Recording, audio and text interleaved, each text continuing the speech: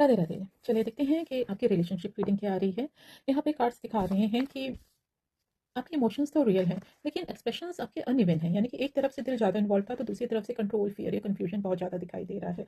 आप जहाँ से रीडिंग सुन रहे हो इस वक्त, वहाँ से एक बात तो मैं आपको क्लियर बोलूँगी कि आपने अपनी तरफ से बहुत एफर्ट्स दिया। आपने अपनी तरफ से वेट भी किया, आपने अपनी तरफ से कई बार खुद को जस्टिफाई भी किया। यहाँ तक कि आपने इंटेंशंस बिल्कुल प्योर रखे, और जब भी आपको कोई डाउट आया तो भी आपने उस डाउट को साइड में रख के अपने पार्टनर की प्रॉब्लम, उसकी तकलीफ को समझने की कोशिश करी। वो कब क्यों कोल्ड रिस्पॉन्स दे रहा है, आपने खुद को समझाया, खुद को जस्टिफाई किया, जबकि आपको वो बात बहुत बुरी लग रही थी। और जो पार्टनर की करंट एनर्जीज आ रही हैं, उस बहुत ज़्यादा इंटरनल स्ट्रॉन्ग कॉन्फ्लिक्ट दिखाई दे रहा है। बहुत ज़्यादा स्ट्रॉन्ग इंटरनल कॉन्फ्लिक्ट है। यानी वो आपके बारे में सोचते जरूर है, पर एक्शन लेने से पहले हर एक चीज़ को एनालाइज करते हैं।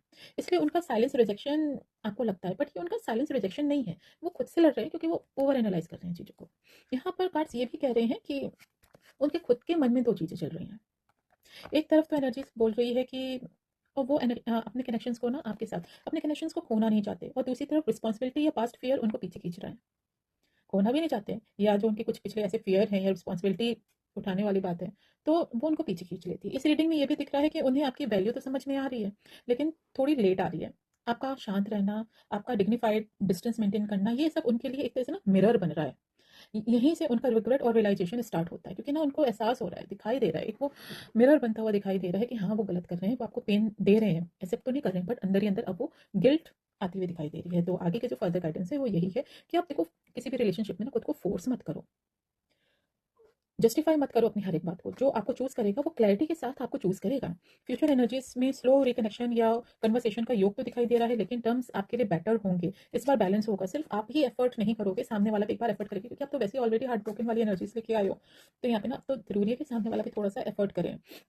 और एक जो सिंपल जो मेरे को मैसेज आ रहा है, जो ये टाइमलेस गाइडेंस का है, वो ये कि अगर ये कनेक्शन जेन्युइन है तो डिले होगा पर अंत नहीं होगा। और ये आपको रिपीटेडली ना अनश्योर फील जो करना पड़ रहा है, या आपको इनसिक्योरिटी जो फील करनी पड़ रही है, वो अब बैलेंस होगी। आपको करना कि आपको सेल्फ रिस्पेक्ट पर फोकस करना है।